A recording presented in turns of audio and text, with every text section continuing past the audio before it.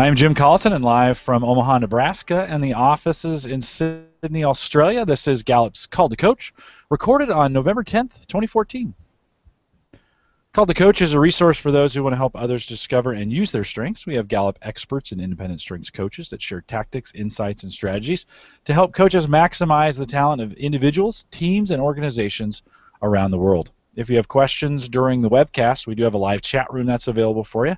You can log into that right below the main video window, or if you're listening to the recorded version, or have questions about custom strengths coaching solutions for small, medium, or large organizations, you can contact us. Just send us an email, coaching@gallup.com, or on the contact page right there at coaching.gallup.com/live, and we'd get right back to you with those questions.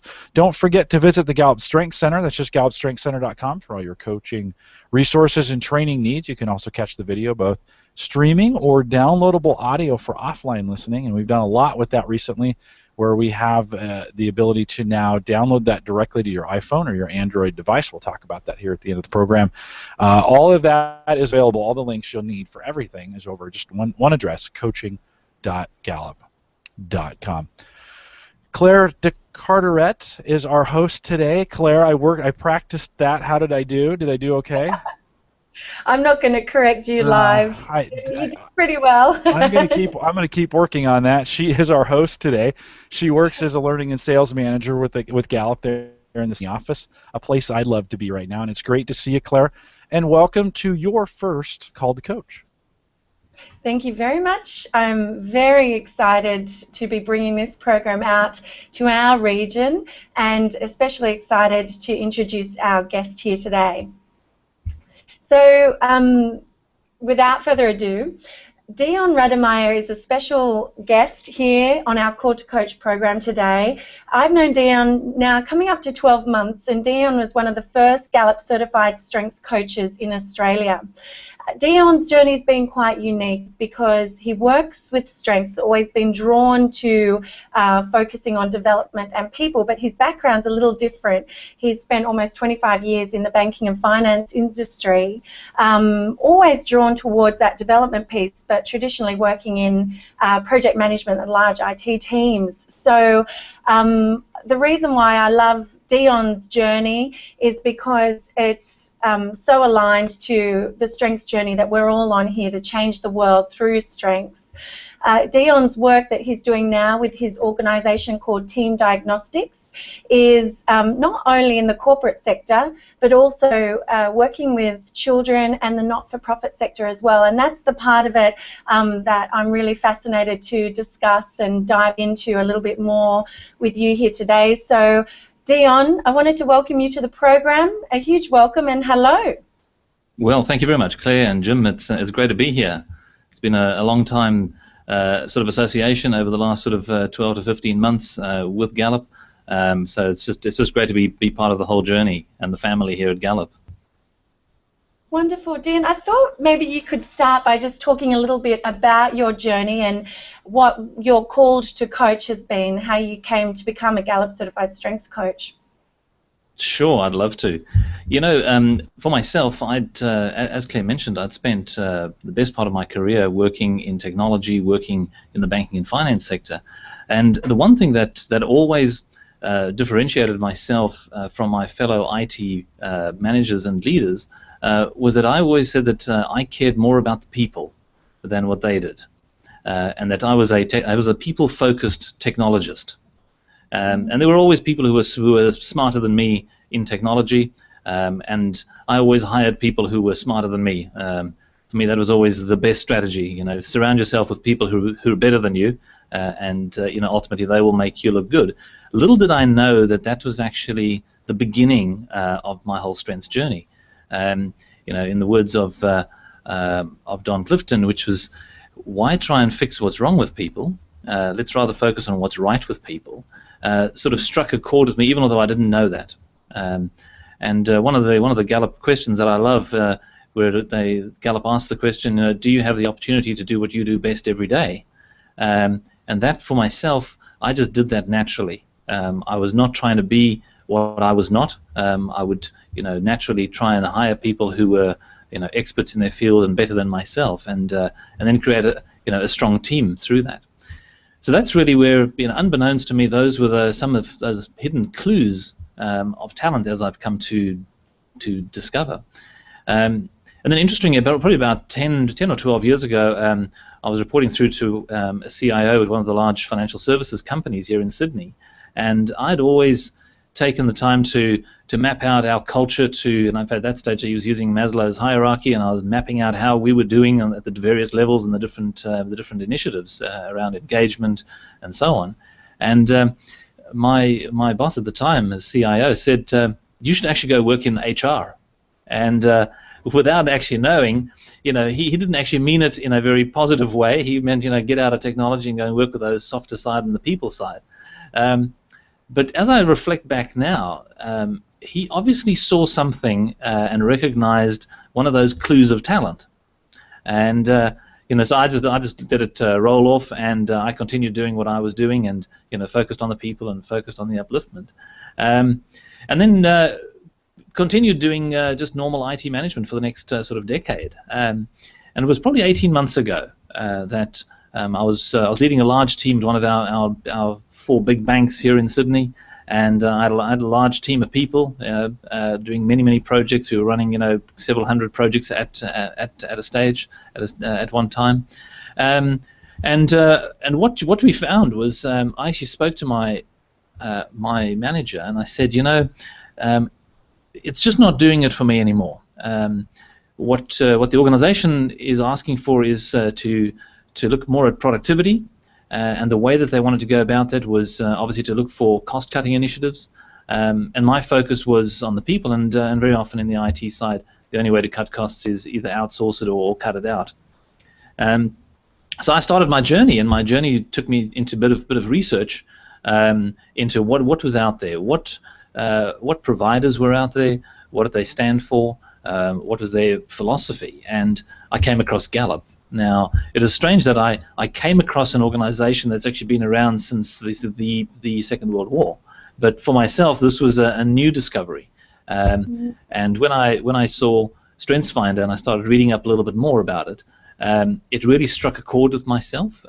It was aligned to my personal value system, and for me, it was just a case of, well, I got to get in touch with this company, and I just reached out to Gallup in Sydney, got hold of Claire.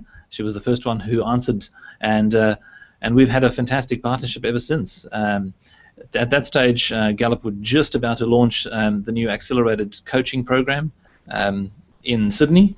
So I was fortunate enough to go on the second program that they ran, which was in May this year. And it's just opened up a whole new avenue, a whole new lease on life for myself. Some people think it was rather adventurous of myself to leave the sort of stable shores of a large organization, a large bank. There was no obvious reason. I was a relatively senior position. There was no obvious reason for me to change direction. But for me, it was more around getting that personal satisfaction. It just wasn't ticking the boxes for me. So I've become a Gallup-Certified Strengths Coach. I've set up my own consulting practice. And even although I focus mainly on corporates and on corporate teams, having worked for many years in project teams, that was a logical starting point that I could actually speak to other professionals as a practitioner in that field, and then weave strengths into that. So the one thing that I have found is I do that in order that it can actually sustain me, so that I can do some pro bono work as well. Because for me, it's not just about getting; it's also about giving. And for myself, it's about finding avenues where I can actually give back, both to the community and to those people who can't afford it. So that's really where it started. Seeds of strengths were sort of planted years ago, and it's now come to the point where it's now actually become a reality. That's wonderful, Deon. Thank you. And thinking about the type of work that you are doing, I'd love you just to talk about a little bit about, what we talked about last week. You went from doing a large corporate team program, and the day before that you'd been working with some school leavers who were just about to exit the schooling system. So thinking about the diversity of the work that you're doing, I'd love you just to talk a little bit about where you've noticed strengths having an impact in those various fields. Yeah, absolutely. Last week was very interesting. I was up in Brisbane on the Friday, running a strengths workshop session for a global CIO and his leadership team, and then on the following Wednesday, I was doing work with one of our public schools in Western Sydney, and this is a school that has a large number of disengaged students, and in particular, there are some students who are at risk of falling out of the schooling system. They just don't want to be there. The subjects, the curriculum it just doesn't appeal to them anymore. They're actually quite disruptive at school, and for some of them, it's really a whole environmental challenge because they don't necessarily come out of homes that are as loving and supportive. Some of them have got substance abuses at home. So these are kids that are, partially at risk, disengaged, and unfortunately, if we don't intervene, what will happen is they run the risk of actually just becoming completely disengaged, turning to crime, turning to antisocial behavior, and this, for us who have the means, if we just turn a blind eye, which is much easier, it's much easier to say they live in an area that I don't live in. So if I just ignore it, it'll just go away. So we got a call from the careers guidance teacher from this particular school through a not-for-profit organization that I'm associated with. And breed.org, which is the not-for-profit, their mandate is really to work with youth, help getting them job ready, so that they recognize that they can't keep them in school beyond a certain point. So these are probably 16, 17-year-olds. So at the earliest possible chance that they get to leave school, they're going to leave school.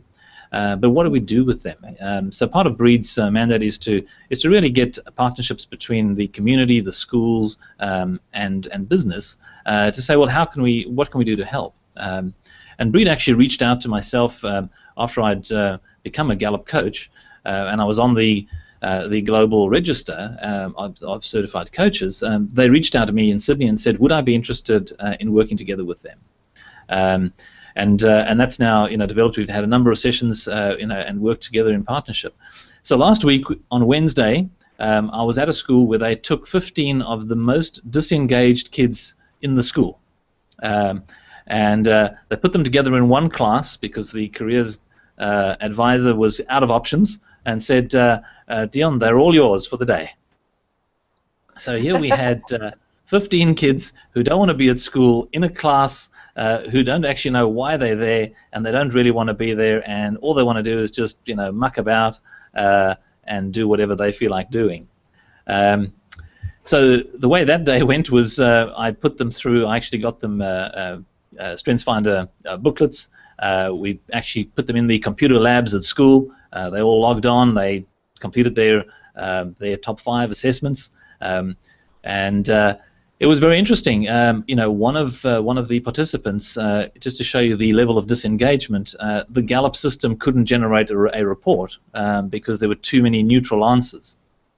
So this is where I want to get through this assessment. I'm just going to hit the middle button. I'm going to get through it as quickly as I possibly can, and at the end there was no report. So the actual material that I had to work with that individual was obviously quite challenging. And I'll reflect back on that in a moment, but then the very next day I was with our largest telecommunications company out at one of their off-sites doing a debrief as well with them as a team. So just seeing that level of the actual difference between, on the Friday I was flying across the country.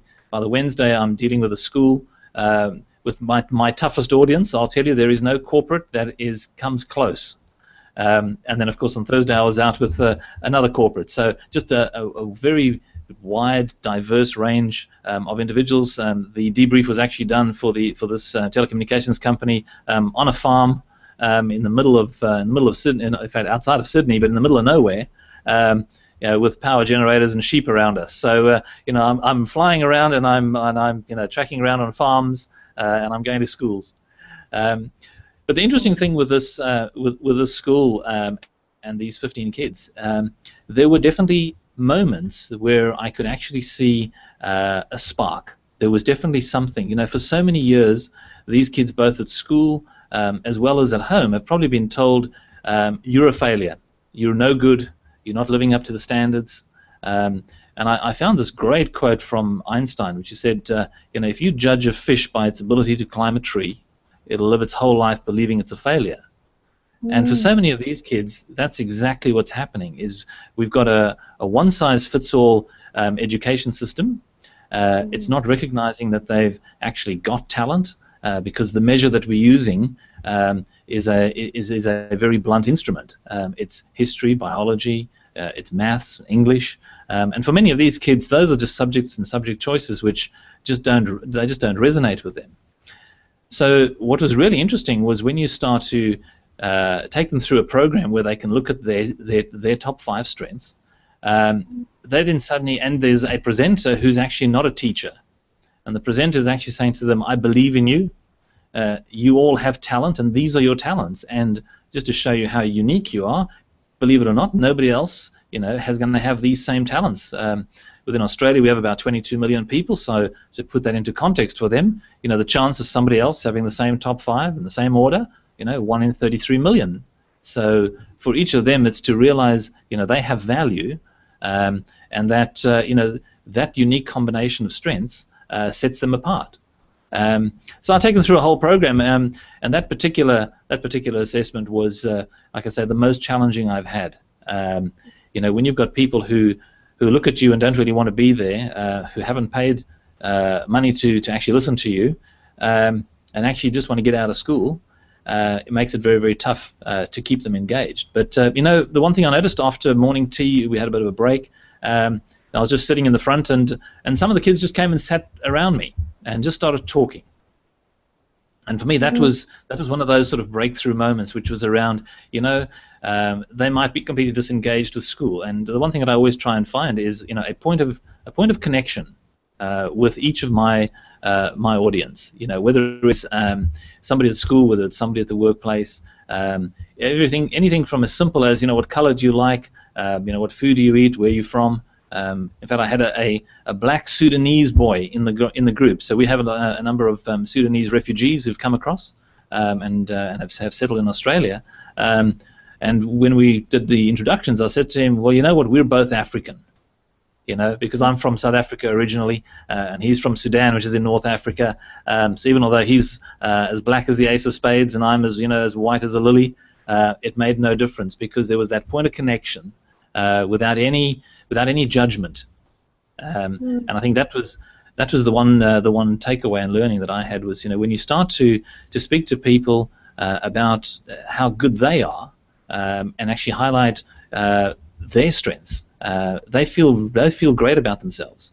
So for me, that was a very interesting week, looking at that sort of contrast. I would actually just like to highlight another group of disengaged kids, because I think one of the stories from there is just so pertinent.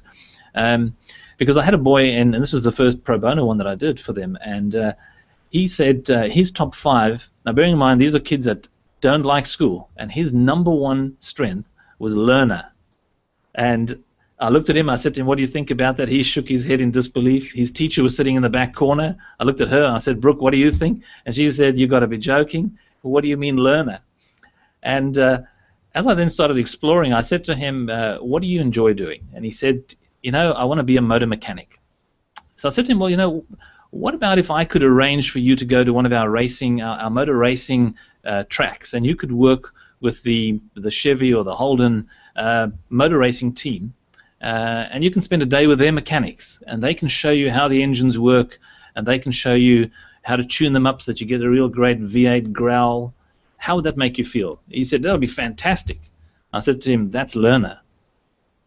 It's not about the classic one-size-fits-all approach to learning. If you can find something that people are interested in, and you can point them in the right direction, it's incredible, the learner. So what came out from him was all of a sudden his face lit up, and suddenly there's this realization that I have value, I can do something. So that for me was a real breakthrough moment as well.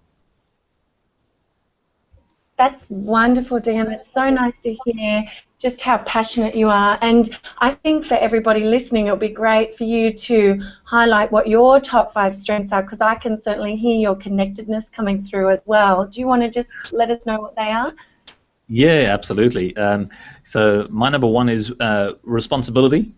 You can give me the keys to the car. I'm the person that is loyal and dependable, and very often is that moral compass, in the organization. My number 2, which is actually the one that I probably identify with and use the most, is connectedness. For me, it's around everything that I do in life. There are no coincidences. The fact that I'm sitting here in front of you and Jim, this is meant to be. There is a particular reason and there's a purpose for it. I might not always know what it is up front, but it certainly is. There is a reason for us being together today. My number 3 is relator. I'm not by nature one of these people that's dancing on the tables. When I go to a party, I typically look out for the people that I know. I feel comfortable when I'm surrounded by people that I know. It takes a little bit more effort for me to step out and become a woo person. I certainly have learned a couple of tricks along the way, but that's certainly not my natural style. My number 3 is maximizer. 4 is maximizer. Maximizer for me is very much around good to great. So this is really about taking something that is there and workable and actually saying, well, how can we actually improve that? And for me, that's where strengths just plays so wonderfully into that, because it's all about how do I focus on what's right, how do I make it better, and how can I just take things from good to great. And my final one, where as a coach, I've got developer as my number 5, which really helps out. One of the imageries that we use is there's a group of hands with a bit of soil in the middle, and there's a little plant, and that for me is very much around nurturing. It's about developing. It's about coaching. So those are my top 5. Yeah, and I can see how they transpire through all of those examples and through what you've been speaking about earlier.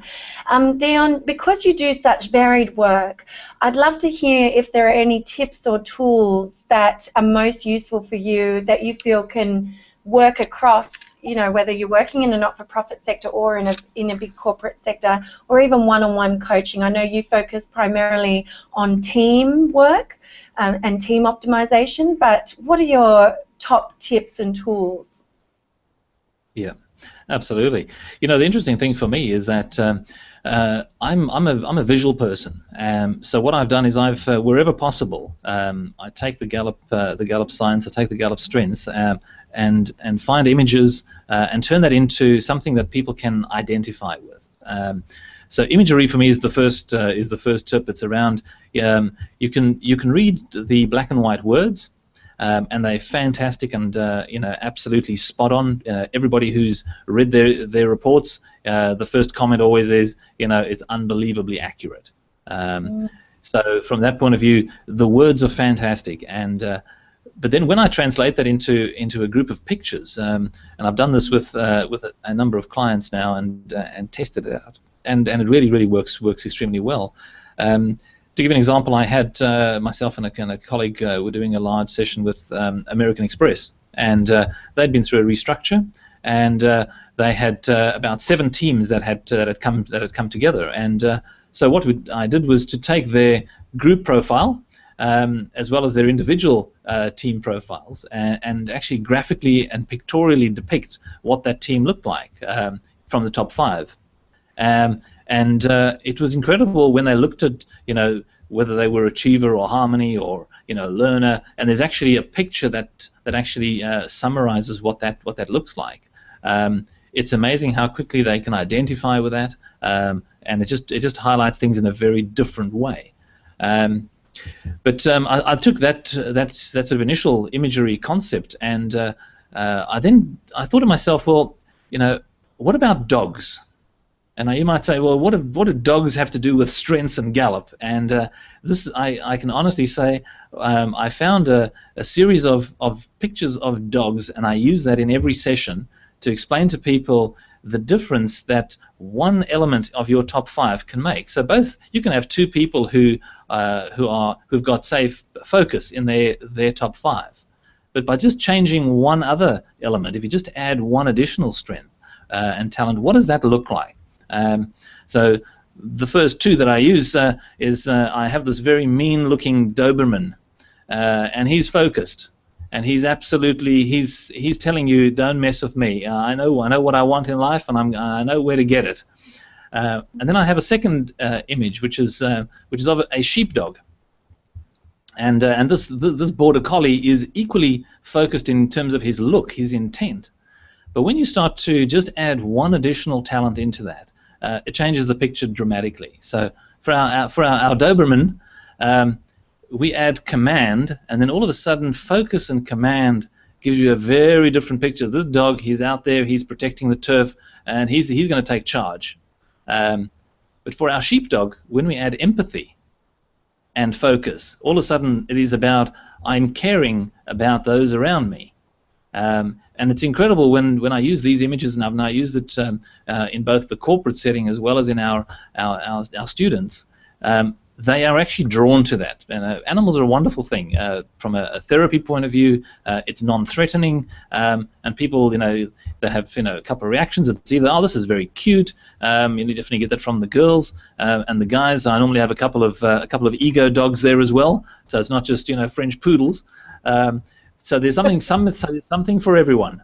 And so if you think of a group of huskies. For our North American viewers, huskies, if you've ever seen them at the start of a race, when they realize that it's about time to get going, these are our activators. These are people that they can't sit still. They just want to get going.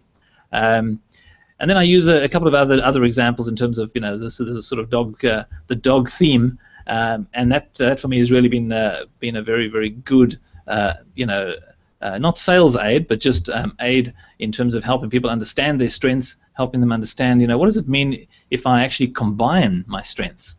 What does that actually look like? And how does that make me unique? And they all get it. They all love it. I've had, even with the most disengaged kids, when I put up the animals, I immediately had all of their attention. They were all drawn in, and it made a massive difference. I think some of the other... You carry on? No, go ahead. Go ahead.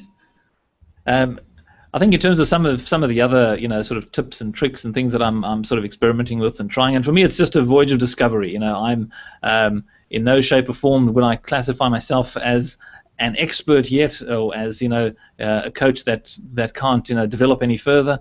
For me, step 1 in the journey was becoming accredited and going through the whole coaching program. But there is so much more to learn, and for me it's about trying different things and not being afraid to try different things. So I really like what I do like is the materials are so well thought through, and I think that professionalism is what people pick up on. That this is something that has been well researched, it's validated. So when I'm speaking to large corporations, it is wonderful to actually have the Gallup science behind it. So the other particularly useful model that I use from Gallup is the microeconomic path. And for me, that when I'm speaking to the accountants in the room, when I'm speaking to the people who are talking productivity, this is where I can actually show categorically the linkage between strengths, managers, engagement, and company profitability. And for me, that's been a particularly useful tool set. People get it, and I think that's the other thing. You've always got different people in the audience, and I can honestly say that that for me is a technique. It's a sales aid. It is an explanation tool that I use every single time. Deon, when you're thinking about mapping out a strengths program for some of your clients or the organisations that you work with, how do you create that sustainability and that traction through their strengths journey so it's not just a one-off event? I'd like to hear about that. Yeah, absolutely. So one of the things that the Strengths Finder does is it gives you a wonderful assessment of who you are. But if you just leave it at that, it just becomes academic knowledge, and it's great. And we've done many of these types of things in the past. That tells you, it puts you in a box, and unfortunately, Gallup's doesn't put you in a box because it's so very unique. But in terms of, what am I trying to do to build it into the actual fabric and the culture of the organization? Because that's where, for me, if you just send somebody on a course and they learn their top 5 and they don't do anything with it, that's when it actually has some value, but it's limited.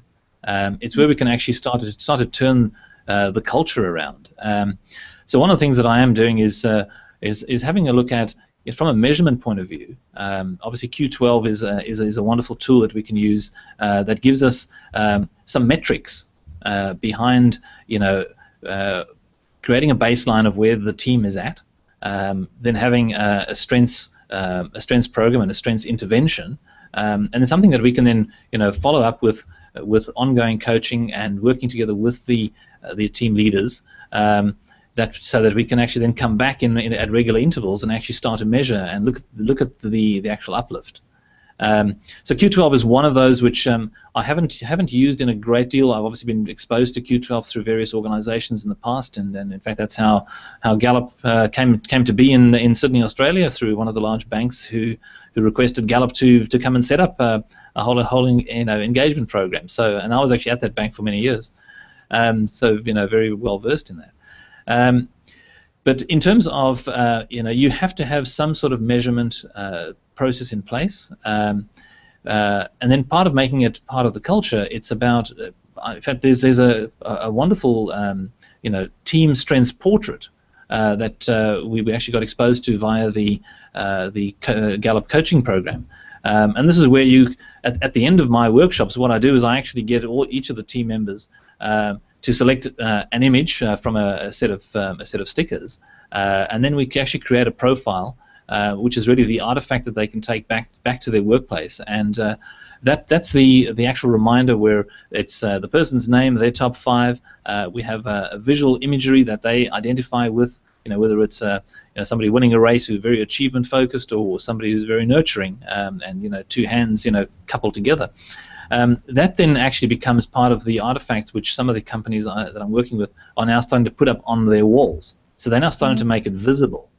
And in terms of creating a new language, all of a sudden people are starting to say, I'm starting to see this talent or that talent coming out.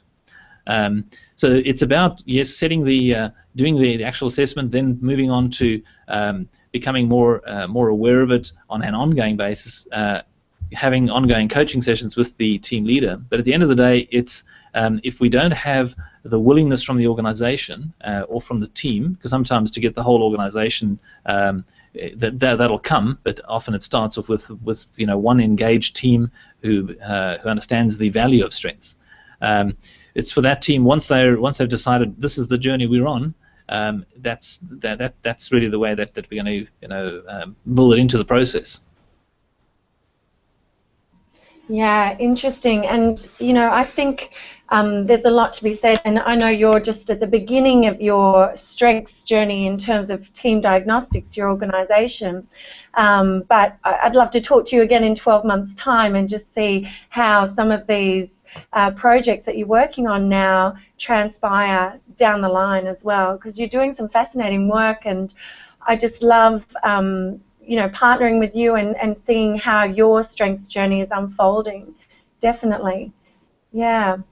Deon, it's been such a privilege to have you talking about your journey with us today, and I think at this stage we want to hand over and see if there are any questions from the chat room at all, so would love you to stick around to answer some of those as well. Yeah, of course. And I've got a few questions. Very intrigued by the work that you did with the kids, because we sometimes think those kids are tough. Well, we have a high school internship program at Gallup that we work with some pretty smart technology kids, and they're no easier to deal with sometimes, right? Sometimes they're too smart for their own good. They're also, by the way, I found across the board that universal aha with kids when you expose them to strengths and give them an opportunity to know that. We see these aha moments with these high schoolers as well when they get to that and they're like, oh, wait a minute, and we get to spend a whole year. The privilege for us is we get to spend a whole year with them talking about that. In that exercise that you did with them, you had a day. Some of that was spent going through, getting their reports back and talking about that. Did you find anything? You mentioned the pictures, and that's a brilliant idea. I need to do more of that when I'm working with the kids, is get pictures involved, because I think that changes the equation. Anything else that you found that worked really well to kind of keep that a full day? That's tough. How'd you keep them occupied? Being at my third session with kids of this sort of nature, I discussed it with my kids at home. So I've got a 14-year-old and a 17-year-old, and we're a strengths family. So I actually ran it by them and said to them, give me some ideas. What would keep the interest? And so my 17-year-old said chocolates. So what I did was I went and actually bought a couple of boxes of chocolates, and these were going to be as prizes. And so the one thing that I did do with them right from the beginning is I said, all right, and I put the boxes of chocolates in the front on the table, and I said, throughout the day, you have to guess my top 5. All right. So now all of a sudden there's a pot of gold at the end of the rainbow. All we got to do is figure out this guy's top 5. And after every segment that I did, I'd say, all right, now let's have a look. All right, now that you've got a little bit more knowledge, of strengths, how about you pick my top 5? So they would have one round, and they'd as you know, picking 5 out of 34 is quite tough. And so we sort of progressed through the day. What we also got them to do was on a whiteboard in front of the class, I drew up all 4 domains. And we plotted out what the team profile looked like of everybody in the room, and then after that I said to them again, right, now on the board there's only 3 of my top 5 that are on the board. How about you just try and pick out my top 3? And they each had 3 guesses as we sort of went around the room, and once again there was hit and misses, and it's incredible how people perceive you when they don't know you. So from that, people see you in standing up in front of a group, presenting something.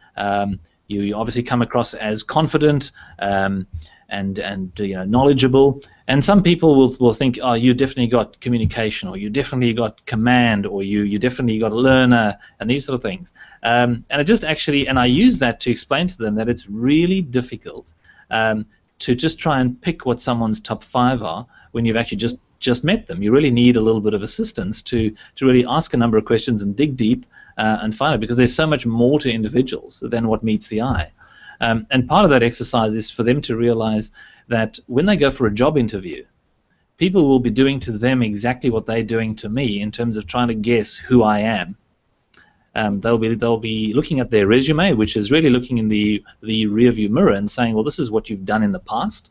Or if you're just fresh out of school, you're trying to paint a picture of what you can do as opposed to what you have done. But people are going to try and figure out who you are. What are your top strengths? So what I've said to them is that they can actually use their Gallup top 5 in their resume. So when they get asked the question, so tell me, what are your strengths in an interview, that they can say, I did this Gallup Strengths Finder, and let me tell you a little bit more about my strengths. I am, achiever, learner, what have you, and this is how I can actually be offered to you as an employer, or as an employee. So that was one of the other tips that I did to try and keep interest going. And then my kid said to me, you got to get them moving around. If you got them sitting in rows, and definitely I could take away all desks. We sit in circles. There's no barrier between myself and them, and I generally try not to stand wherever possible. So if they're sitting, I sit down, because I want to try and get onto the same, equal footing as them. To say otherwise, it's a teacher in a position of authority is always looking down at them and speaking down to them. I'm trying to get them on the same level, so we're actually speaking as equals. And then, so to get them moving around, one of the sort of resource aids that we got in the coaching program was a set of picture cards. They're like large photographs that have got probably about 100 or so different images of different things. Some of them of a horse race, an athlete. There's a large number of images. And what I did was I actually put them on the floor this time around, and I scattered them all across the room. And I got them to actually each get up and walk around and pick, one or two that they identify with. And some of them are really enthusiastic, and they say, "Oh, I want to be all of these 5 things over here." And for some, it's just picking out one. But it's very much for them to actually, pick out a card, an image that they can identify with, which they say, this feels like me. And then we have a bit of a chat afterwards in terms of, what does that mean to them. One of my previous exercises that I did, we got them to do a similar exercise, and it was interesting. I had a boy in the group, and he actually wants to become a chef, and his number one strength was adaptability. And I immediately said to him, mate, the best thing about having adaptability as your number one is that when you're in the kitchen and things go wrong, as they're going to it from time to time, you can just go with the flow. Suddenly there's no flour, there's no eggs. What am I going to do? Well, if your adaptability, that's when your creativity is going to kick in. You're going to say, it's not a problem.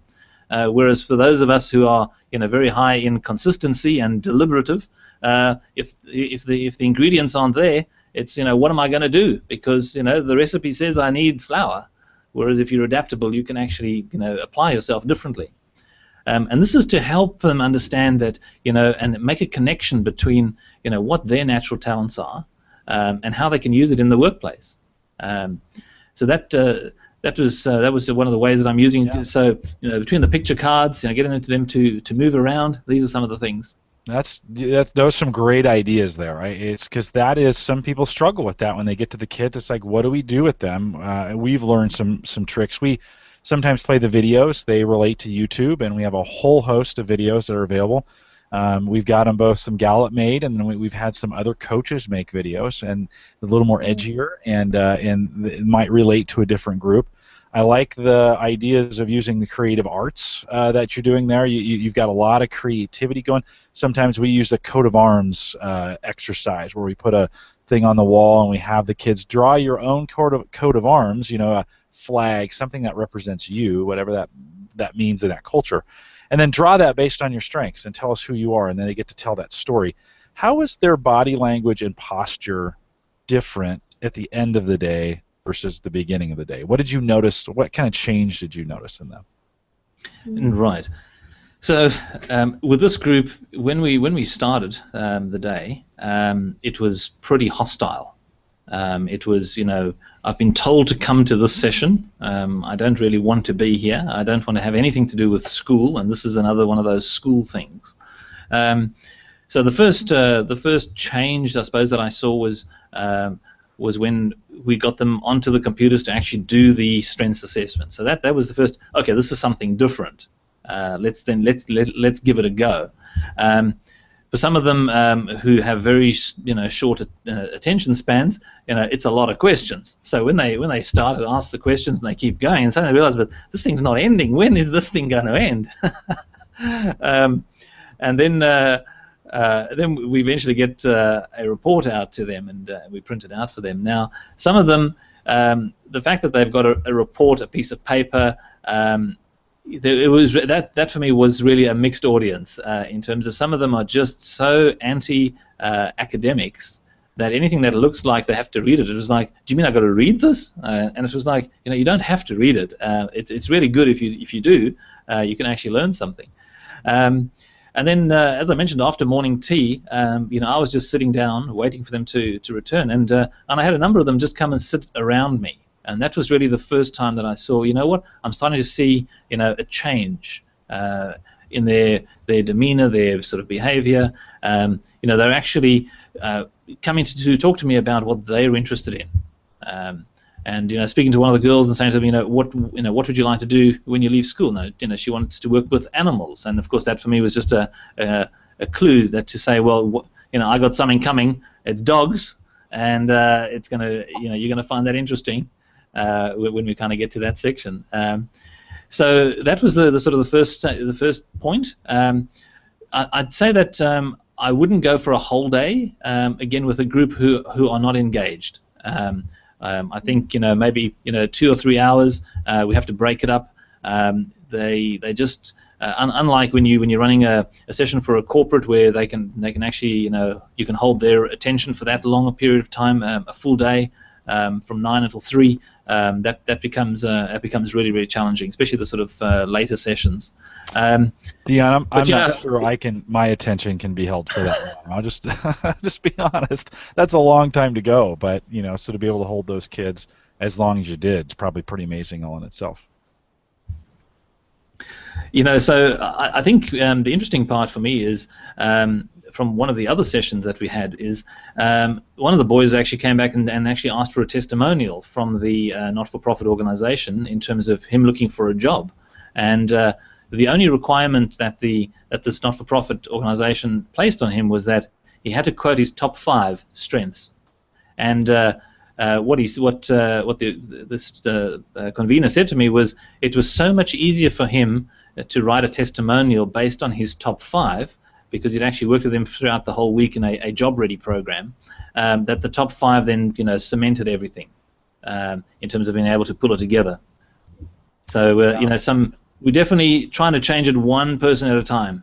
No, that's great, and I think there's some great stories in there. I really appreciate you taking the time to kind of flesh that out, and it gets me excited. We work with kids all the time. I mentioned it before. We work with our kids in our own high school internship program there at Gallup, and it's just fun to see them kind of blossom and bloom. And yet that happens in the corporate setting as well, where people maybe for the first time hear something positive about themselves. And so they realize, and they can have a framework, a discussion, which to talk about it. So Deon, thank you for taking the time today to be a part of Call to Coach. And hopefully you'll take us up on our offer. Claire said maybe in the next 10 or 12 months have you back on and catch back up with you again. Would you be willing to do that if we asked? Oh, absolutely. I'd love to. And Jim and Claire, thank you very much for the opportunity.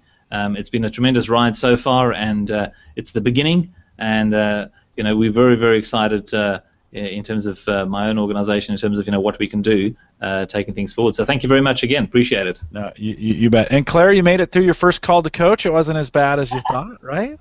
It was very enjoyable. Thank you. A huge thank you to both of you, and especially thanks to you, Deon, for sharing all your tips and your stories. I think it's amazing work that you're doing both in the corporate sector and the not-for-profit sector, and I love that you've got both of those to share with everybody today. Likewise, we'll share with you too. We are starting this Call to Coach series for Australia every starting December, and so we'll go December and then all of 2015. We're going to try and cover every single month that's there. So Australians band together, unite, and you don't have to be from Australia. You can be from other parts of the world too, but we'll offer this as a resource for you every single month coming up.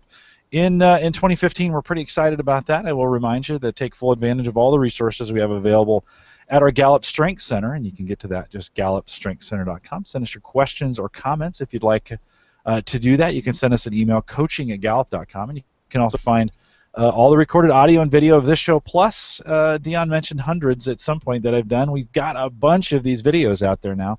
Lots of resources for you. They're all available for free. You don't have to pay anything for them, and you can catch those all at coaching.gallup.com. We have a brand new meetup page as well, and we're starting meetups all around the world. We've got almost 10 of them set up here in the U.S., one in Singapore. We'd like to get them going in Sydney and in Brisbane and in Adelaide and in Perth, and we could get them going everywhere when we talk about Australia. And not to leave our Kiwi friends out, we can Auckland and in New Zealand we could do that as well. And so if you're interested in getting a meetup group going, just let us know, and we'd love to help you kind of get that going. That's one of those things that we just try to get grassroots movement, and we get to coaches doing that. So if you'd like to help us with that, let us know. I mentioned earlier brand new RSS feeds for both iTunes and Android now. No excuse not to know your strengths, because we have an Android app and an iPhone app. So we cover most of the platforms there with that, and you can just log in. It's a free app. Just go to one of those stores, download it, and put if you took Strengths Finder, you can, and if you haven't taken it yet, you can take it on the Android version, which is kind of cool. You can log in and get that done. No excuse not to know your strengths.